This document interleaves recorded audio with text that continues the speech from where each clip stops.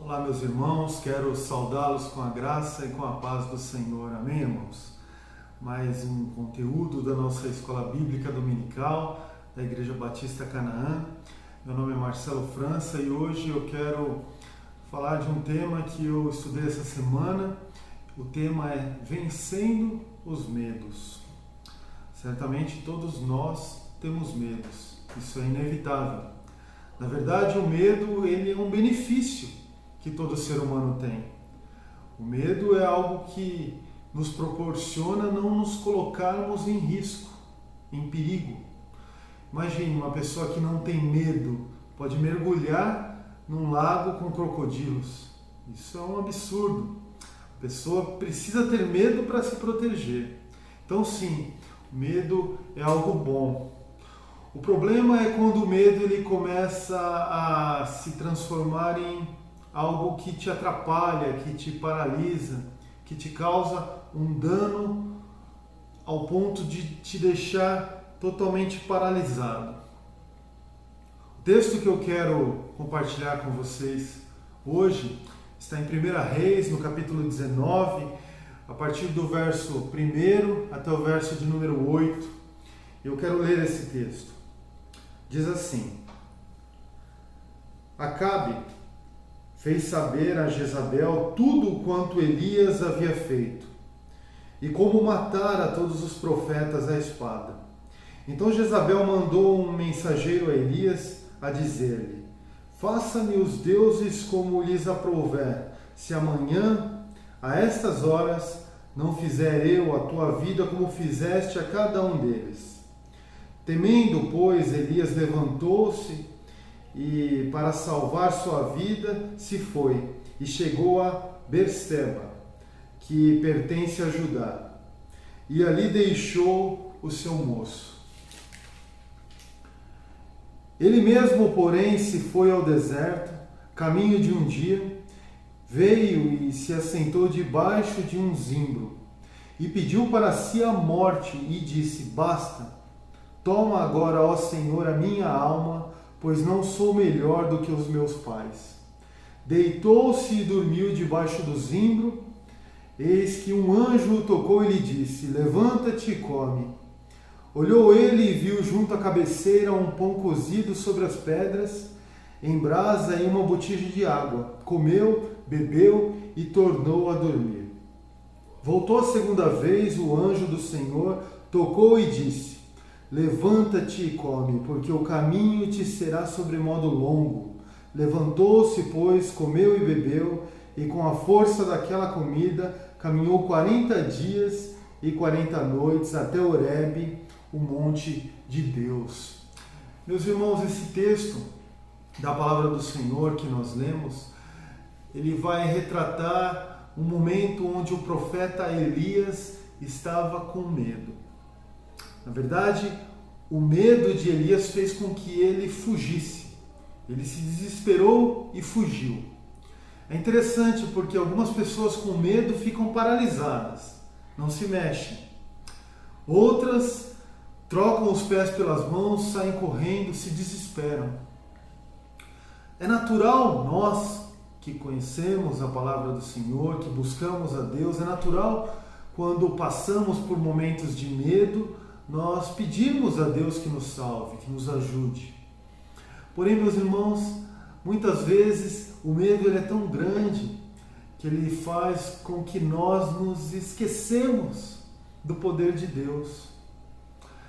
Notem, meus irmãos, esse texto que nós lemos mostra que o profeta Elias parece esquecer que Deus tem o controle de todas as coisas.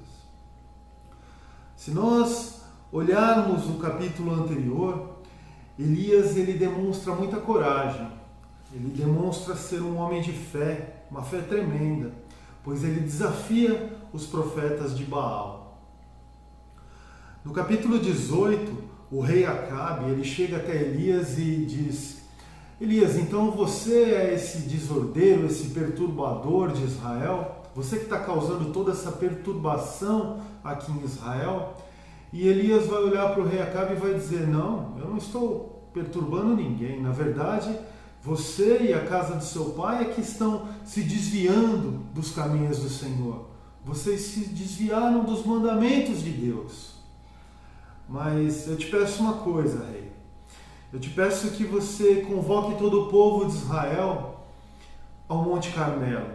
Chame também os profetas, os 450 profetas de Baal. Chame também os profetas de Aserá, aqueles que comem e bebem na mesa de Jezabel. Porque se você chamar todos eles ali no Monte Carmelo, eu quero propor um desafio e nós vamos ver quem realmente é Deus. Se é o Deus Todo-Poderoso, o Deus de Israel, o Deus de Jacó, de Abraão, ou se é o Deus de Baal, é o Baal, o Deus desses Balaíns.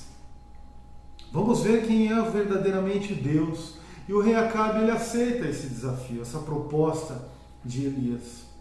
O rei Acabe então convoca ali o povo de Israel, convoca também os profetas, e todos eles vão até o Monte Carmelo. E quando chega esse momento, Elias ele começa a falar, e Elias diz: eu proponho aqui um grande desafio, eu peço que nos tragam aqui 2 bezerros, e para os profetas de Baal, vocês devem montar aqui um altar e sacrificar esse bezerro e pedir para que Baal mande fogo sobre esse bezerro. Será uma oferta queimada por Baal. Se isso acontecer, veremos que Baal é Deus. Depois eu vou fazer a mesma coisa e vou pedir para o Deus de Israel mandar fogo sobre a minha oferta. Então o desafio ele se inicia e os profetas ali de Baal montam um altar, sacrificam ali o novilho e começam a cultuar Baal, começam a cantar, começam durante esse culto a se martirizar, eles se machucavam durante o culto e cantavam mais alto e mais alto, porém passava horas e horas e nada aconteceu, nada mudou. Pediam para que Baal lançasse fogo sobre a oferta e a mesma coisa que nada acontecia. Quando deu meio-dia, a palavra do Senhor nos mostra que Elias começa a zombar deles. Elias olha para esse povo e diz: cantem mais alto, vamos, gritem. Talvez Baal esteja dormindo, talvez Baal viajou, esteja longe, você precisa gritar mais alto para que ele possa escutar. E assim eles gritavam ainda mais alto, e a Bíblia vai dizer que eles entraram em transe. Porém, nada aconteceu. Não havia uma só manifestação.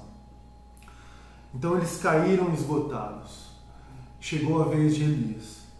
Elias então ele procura 12 pedras para formar ali um altar. E ele coloca o novilho sobre esse altar, sacrifica aquele novilho. E ele cava ao redor desse altar uma vala, uma grande vala ao redor do altar, e ele faz um pedido para que o povo ali molhe esse altar e essa vala com água. Joguem jarros de água, 4 jarros cheios de água, e ele pede que se repita esta atividade, jogar água sobre a oferta e sobre a vala por 3 vezes. Isso acontece, todo o local fica encharcado de água. E Elias, ele faz uma oração. Nesse momento Elias ora a Deus. Elias vai dizer assim: ó Senhor, Deus de Abraão, de Isaque e de Israel, manifeste-se hoje que tu és Deus em Israel, e que eu sou o teu servo, e que conforme a tua palavra fiz todas essas coisas. Responda-me, Senhor. Responda-me para que este povo saiba que tu, Senhor, é Deus e que fazes o coração deles voltar para ti. Essa passagem está escrita em 1 Reis 18, verso de número 37. Elias, portanto, ele ora a Deus e Deus imediatamente lança fogo sobre aquela oferta. Deus imediatamente derrama, ele queima completamente toda aquela água que estava ao redor naquela vala, ela seca por completo. Então o povo ele fica maravilhado. O povo olha aquele milagre, aquele ato totalmente divino que acontece, e o povo começa a ajoelhar e clamar, e eles vão dizer: só o Senhor é Deus. Acontece ali uma grande manifestação de Deus diante dos olhos de todo aquele povo, meu irmão.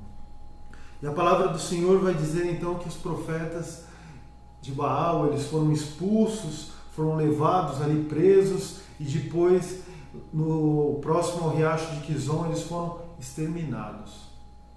Isso foi um grande ato, meus irmãos, porque Deus mostrou ali um grande poder, e através da vida de Elias, Elias foi um instrumento na mão de Deus, pois ele teve coragem suficiente para desafiar todos aqueles profetas, todo aquele povo que estava se deixando levar pelos Balaíns e se afastando dos mandamentos de Deus. O problema, meus irmãos, é que depois desse ato tremendo, desse poder manifesto de Deus de uma forma tão grande, Elias parece ter esquecido tudo. Pois Elias ele foi seriamente acusado. A rainha Jezabel, ela prometeu que iria matar Elias. Ele ficou com muito medo, ele foi ameaçado por ela. Jezabel era a mulher do rei Acabe. Essa mulher era uma mulher muito influente, ela tinha uma voz forte, ela mandava muitas vezes no rei. E por causa dela, ela influenciava os sacerdotes ali a cultuarem a Baal.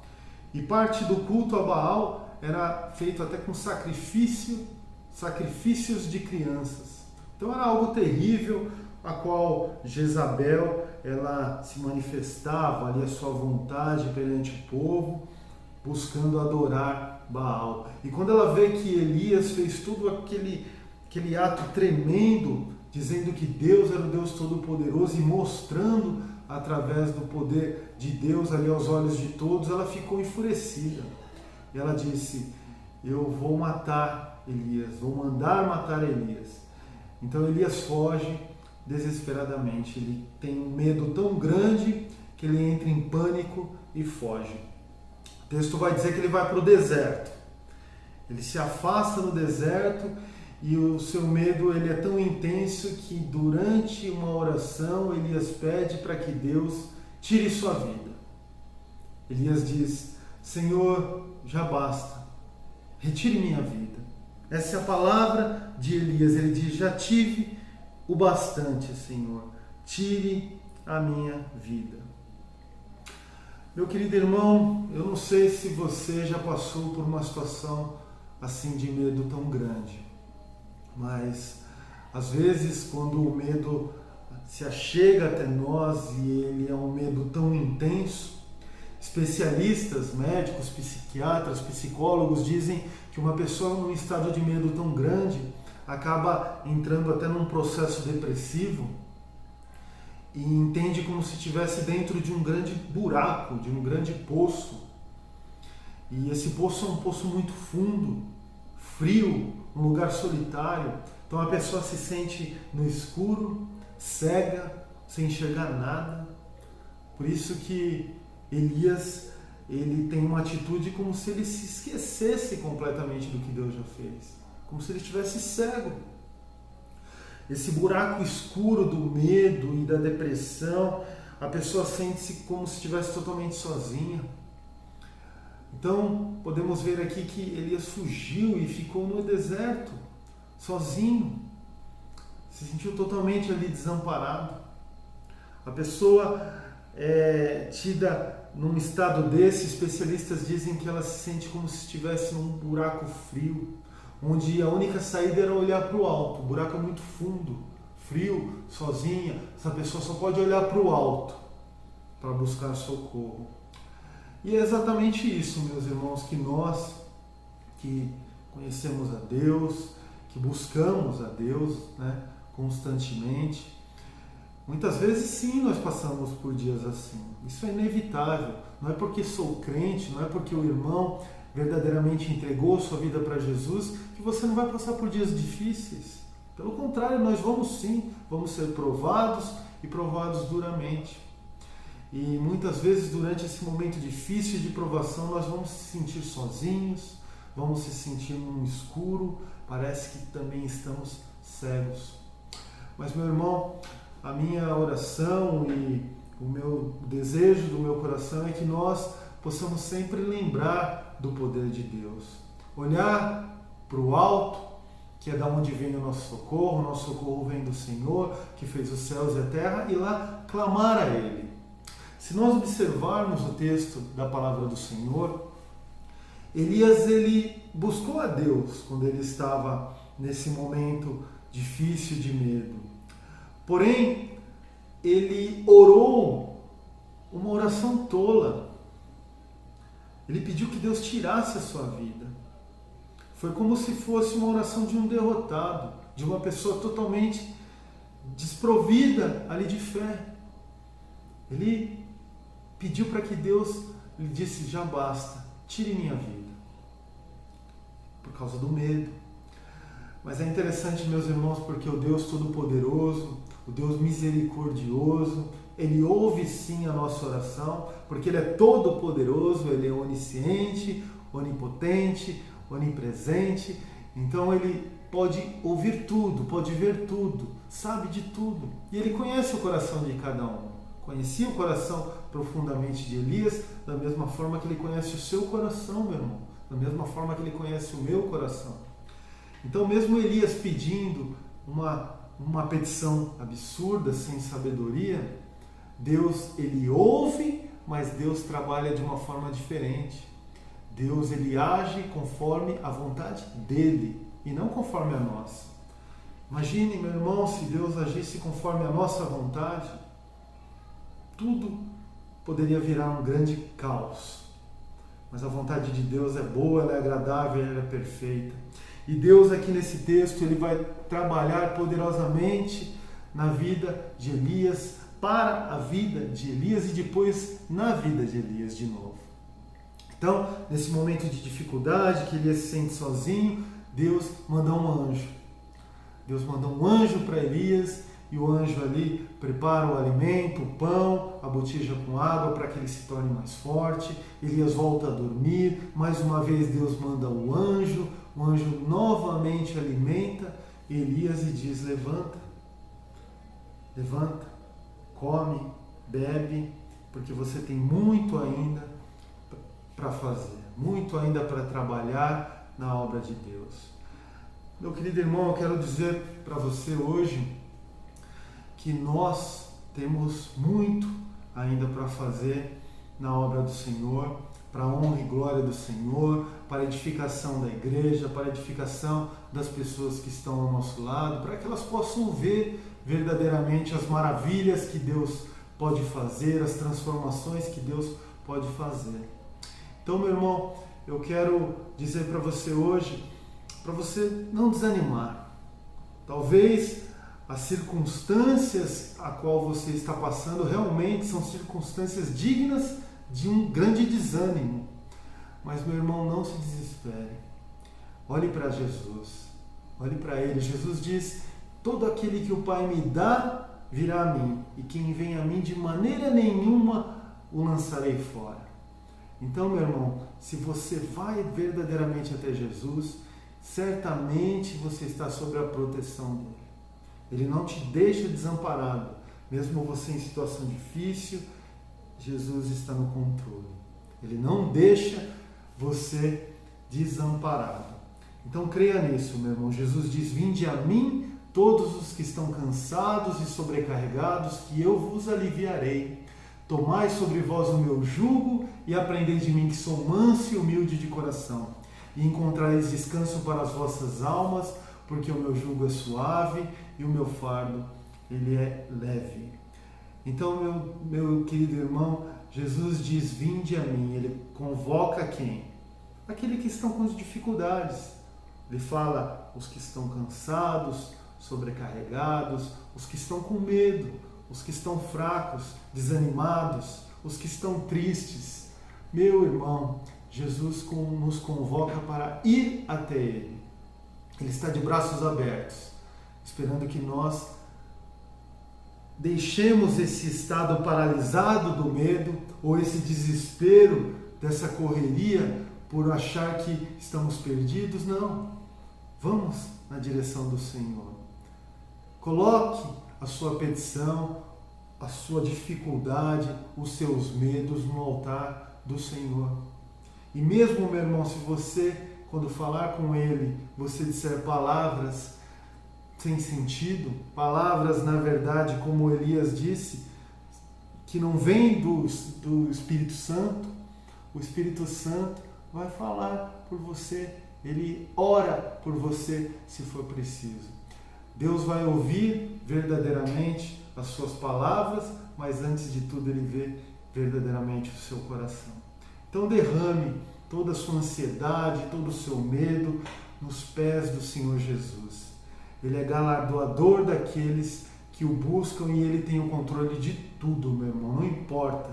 A situação pode estar muito difícil ao seu redor, mas Jesus não perdeu o controle. Ele tem o controle de todas as coisas e Ele te ama poderosamente. Meu irmão, essa é a mensagem que eu quis trazer para compartilhar com você nessa aula de EBD. E eu espero que te edifique como me edificou quando também passei por dificuldades, por momentos difíceis, e Deus, através do seu tremendo poder, Ele ouve as nossas orações e nos traz um novo ânimo, uma nova força para continuar a nossa caminhada, que é difícil sim, a caminhada é muito difícil, mas nós não caminhamos sozinhos, nós caminhamos com o Senhor Todo-Poderoso, o nosso Senhor, o nosso Salvador e o nosso grande amigo, nosso melhor amigo, que é Jesus Cristo. Que Deus te abençoe, meu irmão.